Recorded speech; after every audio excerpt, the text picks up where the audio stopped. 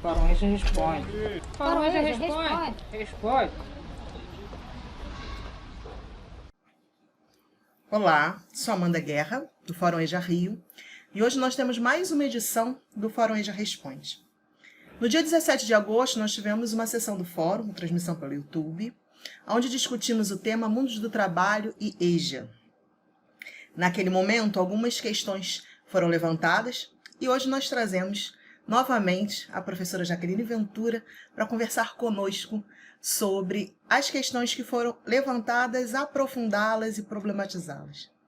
Agradeço, assistam agora, Fórum EJA Responde. Olá, pessoal. Eu sou a Jaqueline Ventura, sou professora da Faculdade de Educação da UF, onde atuo na graduação com as disciplinas da área de Educação de Jovens e Adultos, e sou professora do Programa de Pós-Graduação em Educação, faço parte da linha de pesquisa Trabalho e Educação. Sou também militante no Fórum EJA Rio. Eu quero iniciar agradecendo o convite do Fórum para pensar um pouco mais sobre o tema da live Mundos do Trabalho e EJA, agradecer pela oportunidade de poder trazer aqui, né, mais reflexões e questões que não foram possíveis de comentar naquele momento. Então, a ideia central desse vídeo, né, que eu espero que seja curto, como me pediram, objetivo, é comentar 3 questões que eu vou ler para vocês. De um lado, temos a precarização do trabalho dos sujeitos da EJA. De outro, temos a precarização do trabalho docente. A partir disso, temos o fim do sonho de Paulo Freire, colocou uma companheira, uma professora no chat, professora ou professor. Como dialogar com e para os ninguéms na EJA, numa conjuntura onde os ninguéms também somos nós? Entendemos-nos como os sujeitos da EJA? Na live eu citei o poema do Eduardo Galeano chamado Os Ninguéms. Acho importante dizer isso. E por fim a terceira pergunta. Como costurar teoricamente a questão de classe e a diversidade da classe trabalhadora na EJA? Então, não são questões simples, né, mas que foram colocadas no chat e que a gente, então, o Fórum EJA, com seu compromisso de permanente diálogo, de troca de ideias, né, então me pediu para a gente comentar. Então, vamos lá. Para respondê-las, eu preciso primeiro situar uma parte do cenário mais amplo onde tais questões estão inseridas, porque não há uma resposta pragmática de uma linha só, né? Essas questões são importantes, perpassam por questões de precarização do trabalhador, docente, discente, passam por questões teóricas também. Então eu penso que primeiro a gente precisa situar dentro do quadro mais amplo em que essas questões estão.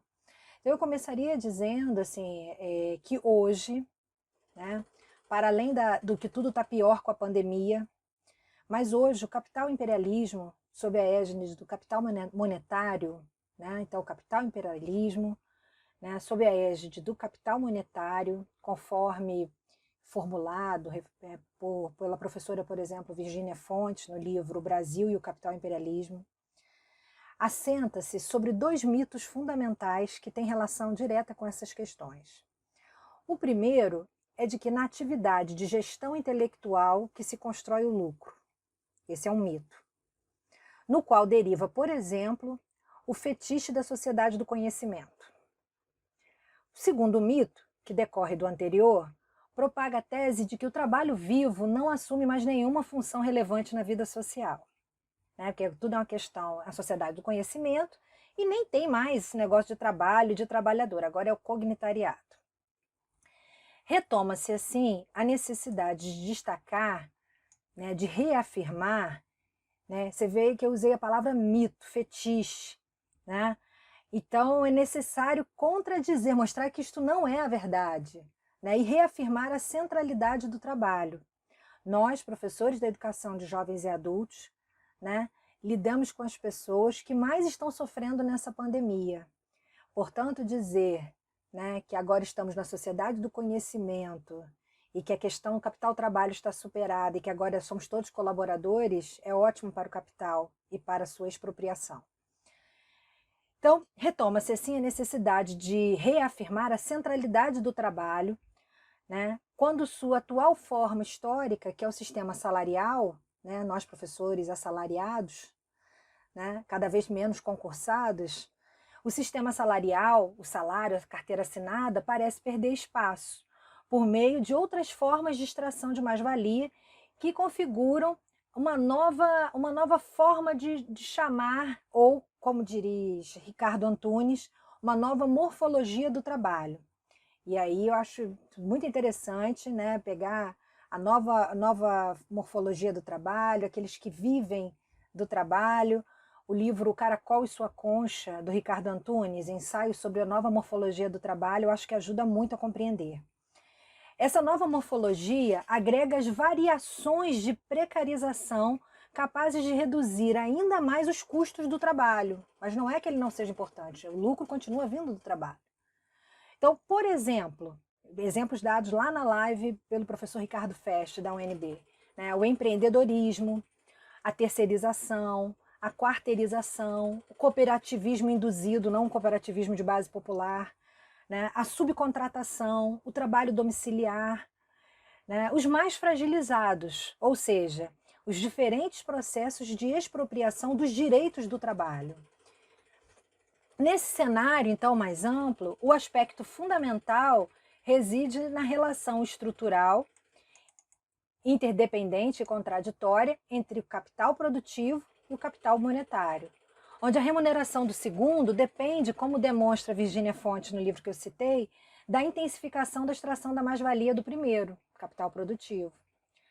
A esconder, escamotear o fato de que o trabalho que remunera o capital monetário omite-se, quer dizer, apaga-se, por consequência, o fato de que, se por um lado o trabalho pode prescindir do capital, por outro, não há possibilidade de que o capital, mesmo sob a forma de capital monetário, exista sem o trabalho. Então, o trabalho, mesmo que fragmentado, terceirizado, precarizado, continua sendo central. São ilusórias, ao meu ver, os discursos acerca da autonomia do trabalhador. Então, aquela ideia de que você agora é livre para ser Uber, para trabalhar quando quiser. Então, o colaborador, por exemplo, da Uber, o entregador do iFood, o empreendedor, né, o empreendedor social que mora na favela, é um trabalhador. E as desigualdades historicamente vividas pela classe trabalhadora, com a flexibilização das formas contratuais, nós professores estamos vivendo isso, agora tem até Uber da educação. Então, com a flexibilização das formas contratuais e do processo produtivo, são associadas a tantas outras expropriações e desigualdades. Ora, os jovens e adultos, né, pouco escolarizados, os que tiveram direito à educação básica negado, jovens, adultos, idosos, enfim, os estudantes da EJA, ou aqueles que são potencialmente demandantes da EJA, estão no centro desse cenário que eu citei. Né? Os estudantes da EJA são da classe trabalhadora, vivenciando a precarização da vida ao máximo. Né? E aí tudo piorou na pandemia. E tudo piora, principalmente quando você tem um governo genocida, do qual as mortes são banalizadas. Mas bem, voltando aqui ao centro, os estudantes da EJA são da classe trabalhadora, vivenciando a precarização da vida e o intensificado processo de destruição de direitos. E aí, por outro lado, os professores e profissionais da educação, supervisor, orientador, todos nós, também somos da classe trabalhadora, que, por sinal, tem sido uma das carreiras, a carreira docente, a mais atacada. Né? E uma das questões era essa, acabou o sonho? Né? Então, assim, alunos e professores cada vez mais precarizados num cenário mais amplo que está para além da educação, de precarização, de quarteirização, de uma nova morfologia do mundo do trabalho, que afeta a perda de direitos. Então, os professores e profissionais da educação são da classe trabalhadora, que, por sinal, tem sido uma das carreiras, né, a carreira docente, uma das mais atacadas. E aí, se pensarmos que a carreira docente é uma carreira predominantemente feminina, né, no Brasil, as condições de vida das mulheres da classe trabalhadora, né, são marcadas por dificuldades e hiperexploração na produção da vida ainda maior, né, uma desigualdade ainda maior no interior da classe trabalhadora. Tanto as professoras quanto suas alunas da EJA. Claro que em graus diferenciados, dependendo da condição econômica, mas na condição de mulher da classe trabalhadora, os estudos apontam o quanto que as mulheres estão sofrendo muito mais. Isso do ponto de vista mais macro, no ponto de vista dos salários e ocupações no mercado de trabalho, quanto dentro de casa, questões que envolvem violência doméstica e hiperexploração, né? Uma das perguntas que me foram encaminhadas, feito então esse cenário, né, no qual eu entendo que as questões elas não estão soltas, elas vêm dentro de um cenário mais amplo que a gente que vai da questão da atualidade do capital imperialismo e da sua lógica, né, atual, né, a questão das transformações no mundo do trabalho e da compreensão da atualidade da categoria trabalho. Então, uma das perguntas que me foram encaminhadas eram: como dialogar com e para os ninguéms da EJA numa conjuntura onde os ninguéms também somos nós, né? Entendemos-nos como sujeitos da EJA? Eu responderia, né, dentro dessa linha de raciocínio, que dialogar. Como dialogar? A pergunta começa assim, e eu começo por essa palavra. Dialogar passa por reconhecer o outro, né? Entendemos-nos que nós nos entendemos como pertencentes da classe trabalhadora? Nós, professores, nós temos dialogado com e não apenas para, os ninguéms, né, nesse sentido galiano, da EJA, a partir de uma perspectiva ético-política, retomando lá Freire, do caráter político da educação, e não só Freire, mas Florestan Fernandes, Álvaro Vieira Pinto, né, toda uma discussão do campo crítico da educação, de que política e educação são indissociáveis. Então, a partir, e pensando principalmente no cenário que estamos passando, dentro de uma lógica de ordem social, né, desigual e excludente. Temos contribuído para desenvolver a consciência crítica, para fazer a leitura de mundo consciente, com consciência de classe, né, com os sujeitos da EJA, entendendo os sujeitos da EJA como docentes e discentes, né? Então, eu basicamente fiz essa introdução, que na verdade foi para contextualizar e ir respondendo e trazendo outras perguntas, né? Entendendo-nos como sujeitos da EJA, e aí eu pergunto: temos dialogado numa perspectiva ético-política? Temos contribuído para desenvolver a consciência de classe com os sujeitos docentes e discentes da EJA? Outra pergunta que me foi feita era: como costurar teoricamente a questão de classe e a diversidade da classe trabalhadora na EJA? E aí também é só a partir deste cenário mais amplo, em articulação a ele, que eu posso responder. Em tempos tão difíceis, né, não só pela pandemia, mas também pelo avanço da ultradireita, o avanço do conservadorismo, o trabalho docente tem tido ataque com novas formas de desgaste e de precarização, né? Acho assim, a gente já vinha num processo de culpabilização do professor por organismos nacionais e internacionais, e que nesse contexto de isolamento social tem tido formas novas via ensino remoto, e EAD e outros modos de desgaste ainda maior, né, de sobrecarga de trabalho ainda maior e de precarização ainda maior do docente. Aliás, a precarização tem sido a marca também da estrutura física das redes públicas de ensino. Há, atualmente, né, a gente está em setembro de 2020, uma pressão política medonha para abrir as escolas. Quantas escolas públicas estiveram, de março para cá, em obra para reabrir a escola sob condições físicas melhores?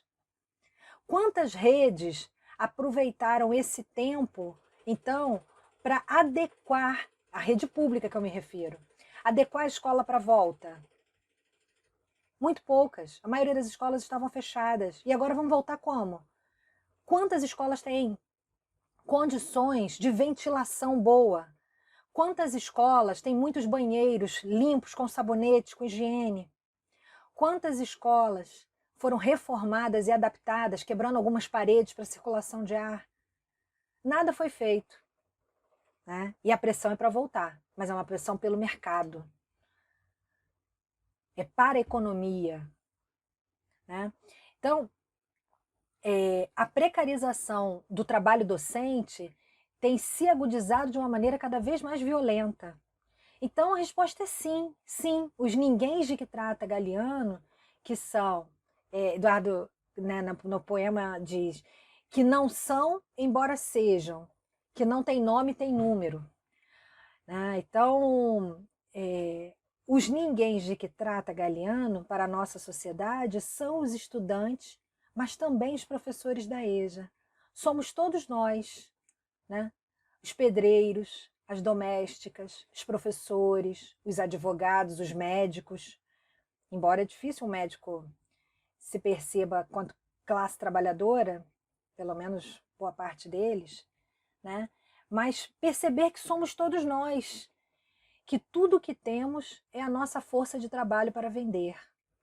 Né? Você pode ganhar 8 mil reais, que se você for acidentado e não puder trabalhar, não tiver mais a sua força de trabalho para vender, né? Não puder pagar seu plano de saúde privado, não puder, não couber tudo nas suas economias. Entende? Então, assim, a gente vive um momento fascista, conservador e de cada vez maior de uma ilusão do pobre, da classe média que se cada vez mais se dizendo conservador e de direita. Então, a nossa perspectiva de trabalho precisa realmente passar pela compreensão das condições de precarização da vida, do qual os alunos estão inseridos e que nós, professores, também estamos inseridos e fazemos parte. Então, para ir para a terceira questão, olhar para o lugar que ocupamos na sociedade e perceber de que lado da história estamos, ou deveríamos estar, né? Eu estava falando há pouco da classe média, muitos advogados, médicos, professores, sem consciência de classe, né? Mas olhar para o lugar que ocupamos na sociedade, né? Perceber se estamos, de que lado estamos, né? Como, lembrando de novo Freire, né? Estamos do lado dos que foram e são subalternizados, ou estamos do lado dos dominantes? O professor ter consciência a favor de quem e contra quem está educando, do lado dos oprimidos ou dos opressores. Tudo isso continua atualíssimo. Por isso que a caracterização dos sujeitos da EJA, né, o termo trabalhador não é apenas um atributo, isso eu tinha dito lá na live, mas um fundamento primordial para o entendimento da sua configuração enquanto educação básica no âmbito de uma ordem social injusta e desigual que não garante o que deveria ser o patamar básico, que é a educação básica para todos. Então, reafirmar a centralidade, respondendo à terceira questão, reafirmar a centralidade da classe social para a compreensão das questões da educação não significa desconsiderar o fato de que existem outras questões, temas fundamentais que possuem estatutos próprios, né, como as questões étnico-raciais, as questões de orientações sexuais, bem como as questões geracionais, podem e devem ser analisadas a partir do ponto da situação de classe em que se situam. Um sem o outro ou o outro sem o um, ao meu ver, não dá conta da complexidade do real, da totalidade do real. Né? Enfim, o pensamento pedagógico emancipador, né? Uma perspectiva crítica da educação, que pensa criticamente a sociedade, né? Passa por uma escola pública popular e por uma educação comprometida, sim, com a emancipação, com a libertação, né? Preocupada por empreender uma educação antirracista, uma educação para as relações étnico-raciais, uma educação não machista, uma educação não homofóbica, né? Aglutinando na categoria classe social os mais variados processos de expropriação. a heterogeneidade de opressões porque passam as diversas frações da classe trabalhadora. Então, abarcar esta totalidade é um desafio e é necessário que o professor se desafie a isso, né? Então, como garantir o direito à educação básica para pessoas que vivem em permanente processo de destituição de direitos, de precarização da vida e de itinerários com tantas interdições, não só na educação, mas da ordem dos direitos humanos, né? Eu acho que eu respondi as 3 questões e eu ainda finalizaria tocando especificamente no Paulo Freire, que foi citado, e considerando que estamos no mês do aniversário de Paulo Freire, né? Uma professora perguntava, né? De um lado temos a precarização do trabalho dos sujeitos da EJA, do outro temos a precarização do docente. Aí eu vou pegar esse finalzinho para finalizar também minha fala. A partir disso, temos o fim do sonho de Paulo Freire, né? Não temos, não em tempos tão tristes, não temos como não tomar, né, até pelo seu aniversário, não só de Freire, mas da obra Pedagogia do Oprimido, seus 50 anos, tomar a pedagogia do oprimido como síntese de um pensamento, de uma educação contra a ordem opressora que naturaliza a desigualdade social. Então, nada mais atual voltar a um clássico, como o clássico da pedagogia do oprimido, e como todo clássico, ver a sua atualidade, a sua relevância para a leitura do mundo, como arma de organização, né? A defesa da desalienação, da conscientização, através de uma educação que potencialize a leitura do mundo compreendida como compreensão das relações sociais, continua super atual, né? Continua muito atual nesse cenário que eu descrevi lá no início da fala. A postura contra o fatalismo, contra o imobilismo, né? Uma justa luta contra a hegemonia, né? E eu finalizaria lembrando Freire, né? O mundo não é, o mundo está sendo, porque os homens e mulheres estão aí, estão vivos, fazendo história na constante luta de classes, né? Então é isso, muito obrigada. Eu espero contribuir com a reflexão coletiva e com o acúmulo coletivo dos fóruns de EJA do Brasil e do meu fórum, Fórum EJA RJ. Obrigada aí pela possibilidade de poder comentar, refletir, dialogar aí com vocês, e vamos continuar a conversa nos chats, nos e-mails por aí. Obrigada. Tchau.